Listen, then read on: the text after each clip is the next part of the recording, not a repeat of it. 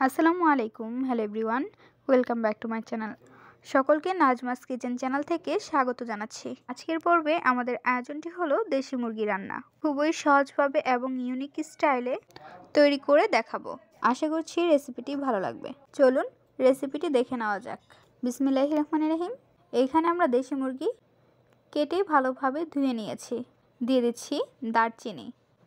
দারচিনি দেওয়ার পর এর মধ্যে আমরা দিয়ে দিব এলাচ 3 থেকে 4টি, গোলমরিচ, লং এবং দিয়ে দিচ্ছি রাঁধুন রেডি মিক্সড মশলা। হলুদের গুঁড়ো 1.5 টেবিল চামচ, ধনিয়ার গুঁড়ো 1.5 টেবিল চামচ, দিয়ে দিচ্ছি গুঁড়ো মরিচের গুঁড়ো 2 টেবিল চামচ।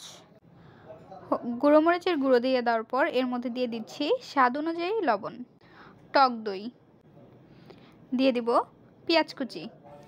পেঁয়াজ কুচি দিয়ে দেওয়ার পর এর মধ্যে দিয়ে দিব কাঁচামরিচের ফালি। এখন আমরা হাত দিয়ে ভালোভাবে মিক্সড করে নেব। ভালোভাবে মিক্সড করে নেওয়ার পর অল্প করে দিয়ে দিব পানি।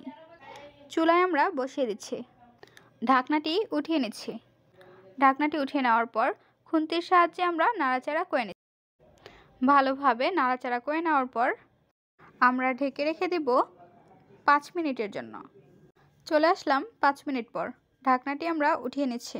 ঢাকনাটি উঠিয়ে নেওয়ার পর খুন্তির সাহায্যে ভালোভাবে নাড়াচাড়া করে নিতে হবে। ভালোভাবে নাড়াচাড়া করে নেওয়ার পর এর মধ্যে দিয়ে দিব পরিমাণ অনুযায়ী পানি। পানি দিয়ে আমরা আবারও ঢেকে রেখে দিব। চলে আসলাম 7 মিনিট পর।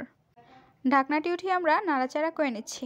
নাড়াচাড়া করে নেওয়ার পর মিডিয়াম ফ্লেমে আমরা রেখে দিব।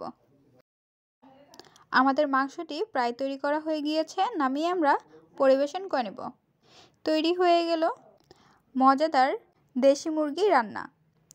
এই রেসিপিটি খুব সহজেই তৈরি করে নেওয়া যায়। বিশেষ করে এই রেসিপিটি ব্যাচেলার স্পেশাল বা নতুন রাঁধুনিরাও এই রেসিপিটি ট্রাই করতে পারেন।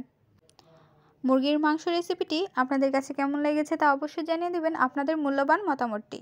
ভিডিওটি যদি ভালো লাগে অবশ্যই একটি লাইক করে দেবেন এবং সাবস্ক্রাইব করে আমাদের পাশেই থাকবেন। আজকের পর্বে আমরা এখানেই বিদায় নিচ্ছি গাইস। আসসালামু আলাইকুম। ভালো থাকবেন সবাই। আল্লাহ হাফেজ।